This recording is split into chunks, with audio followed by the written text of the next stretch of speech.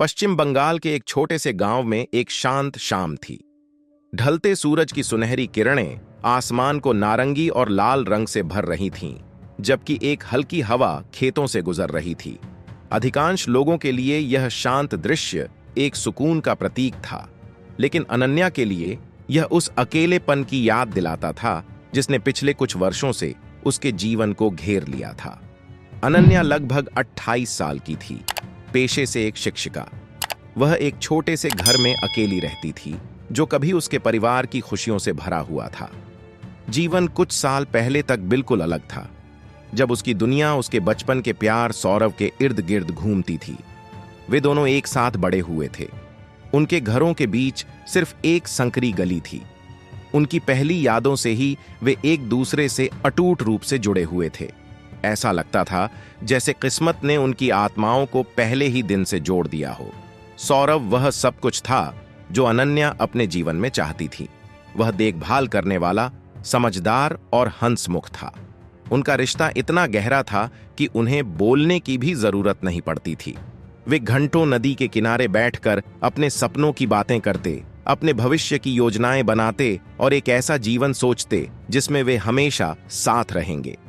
अनन्या के माता पिता उनके रिश्ते के बारे में जानते थे और सौरव को पसंद करते थे, उसे अपने बेटे की तरह मानते थे। उनका बंधन इतना प्राकृतिक, इतना शुद्ध था कि लगता था कि कुछ भी उन्हें अलग नहीं कर सकता। लेकिन जीवन कभी कभी सबसे मजबूत रिश्तों की भी परीक्षा लेता है। सौरव निचली जाति का था और अनन्या के माता पिता, जो उसे बहुत प्यार करते थे, जब बात शादी की आई तो हिचकिचाने लगे। समाज का दबाव, पड़ोसियों की फुसफुसाहट और परंपराओं का बोझ उनके दिलों पर भारी पड़ने लगा। अनन्या के पिता, जो आमतौर पर खुले विचारों वाले थे, अपने प्यार और समाज के डर के बीच फंसे हुए थे। हमें परिवार की इज्जत का भी ख्याल रखना होगा, उन्होंने एक रात अनन्या से कहा। लोग इसे स्वीकार नहीं करेंगे और भविष्य में तुम ही इसका परिणाम भुगतोगी।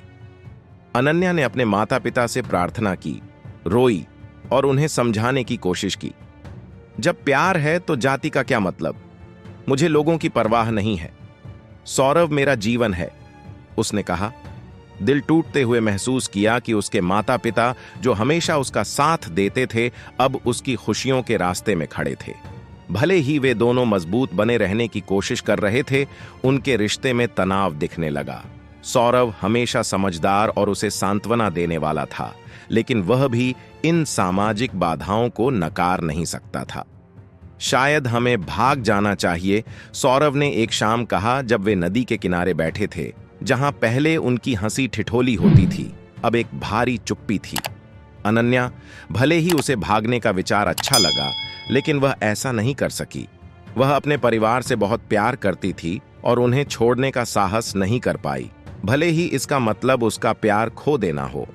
दिन हफ्तों में बदल गए और अनन्या खुद को सौरव के प्यार और अपने परिवार की वफादारी के बीच फंसा हुआ महसूस करने लगी। वह जानती थी कि उसके माता पिता गलत नहीं थे। उनके छोटे गांव में जातिगत विवाह आज भी सामाजिक रूप से स्वीकार्य नहीं थे। अपने परिवार की प्रतिष्ठा को नुकसान पहुंचाने का डर उसे अंदर से खा रहा था, लेकिन सौरव को खोने का ख्याल उसे तोड़ रहा था। एक शाम जब मानसून की बारिश हो रही थी, अनन्या को सौरव का एक संदेश मिला। मुझे नदी के किनारे मिलो, मुझे बात करनी है, संदेश में लिखा था। भारी मन से वह बारिश में दौड़ पड़ी। उसके दिमाग में हजारों विचार दौड़ रहे थे। जब वह नदी के किनारे पहुंची तो उसने सौरव को देखा, जो पूरी तरह भीग चुका था, लेकिन उसके चेहरे पर एक शांति थी। मैंने जाने का फैसला कर लिया है, उसने कहा। उसकी आवाज शांत थी, लेकिन उसमें दर्द भरा हुआ था। मैं तुम्हें और तकलीफ में नहीं देख सकता।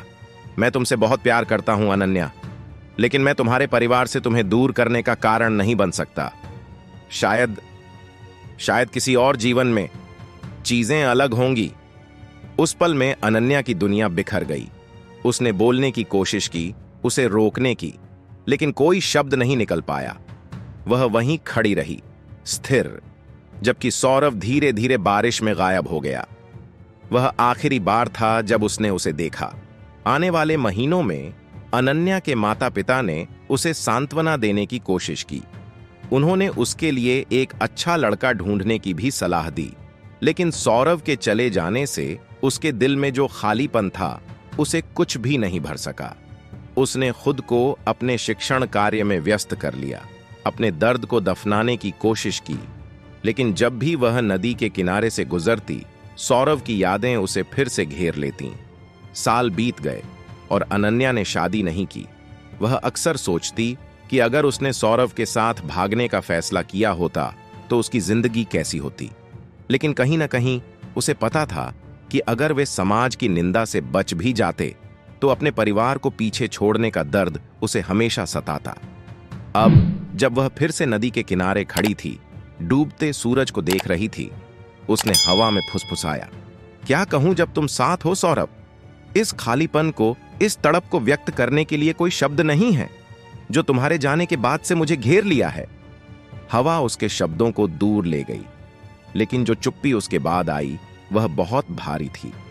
अनन्या जानती थी कि चाहे कितना भी समय बीत जाए, उसका दिल हमेशा सौरव का रहेगा और उनका प्यार जो अब खो गया था उसकी आत्मा में हमेशा के लिए अंकित रहेगा।